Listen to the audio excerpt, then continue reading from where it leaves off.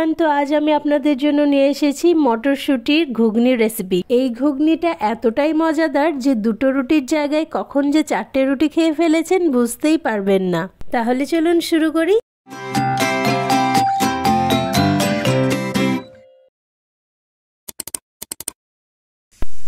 এখানে আমি 250 গ্রাম মটরশুঁটি নিয়ে ভালো করে জল দিয়ে ধুয়ে নিচ্ছি। নাগাল্যান্ডে একটা সুবিধা কি যে ছাড়ানো মটরশুঁটি বিক্রি হয়।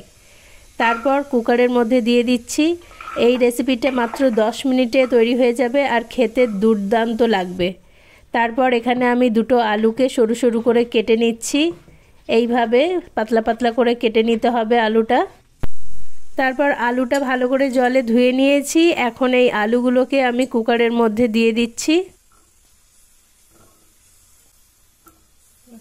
এখানে আমি পরিমাণ মতো জল দিচ্ছি যাতে আলু আর মটর ভালো করে সেদ্ধ হতে পারে। অল্প একটু আদা নিয়েছি, আদাটা ভালো করে ছিলে এখন মাডেলের মধ্যে দিয়ে এটাকে থেতো করে নিচ্ছি। ছোট চামচে খুব অল্প পরিমাণ হলুদ গুঁড়ো দিলাম। এবার অল্প একটু থেতো করা আদা দিয়ে দিচ্ছি। তারপর একবার এই চামচে করে ভালো করে নেড়ে মিশিয়ে নেব।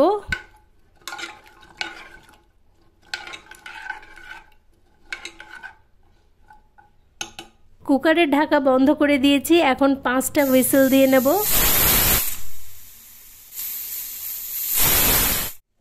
তারপর এদিকে একটা ফ্রাইং প্যানে তেল গরম করে অর্ধেক পেঁয়াজকে কুচি করে দিয়ে দিলাম, সেই সাথে দিয়ে দিচ্ছি সবুজ কাঁচা লঙ্কা। এবার পেঁয়াজটা একটু নাড়াচাড়া করে মিক্স করে নেব।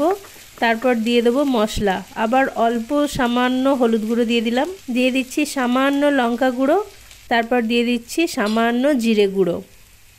আর কোনো মশলা আমি দিচ্ছি না। তারপর ভালো করে নাড়াচাড়া করে এবারে আবার মিশিয়ে নিতে হবে।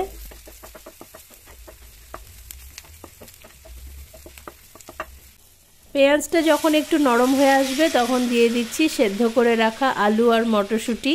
এখন আলু আর মটর পেঁয়াজের সাথে খুব ভালো করে মিক্স করে নেব। আচ্ছা, আমি যেটা ভাবছি আপনারাও কি সেটাই ভাবছেন?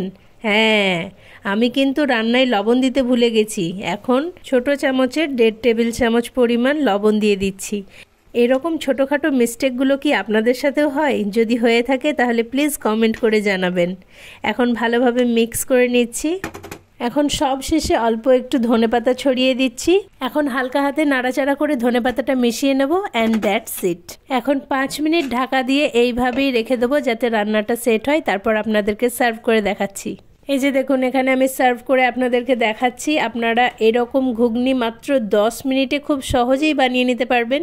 এরকম ঘুগনির সাথে আপনারা গরম গরম নরম রুটি এইভাবে ঘি লাগিয়েও খেতে পারেন, জাস্ট অসাধারণ লাগবে। আর না হলে ঘুগনির উপর থেকে এরকম পেঁয়াজ কুচি, কাঁচা লঙ্কা আর টমেটো সস দিয়েও খেতে পারেন, খুবই দারুণ লাগে খেতে।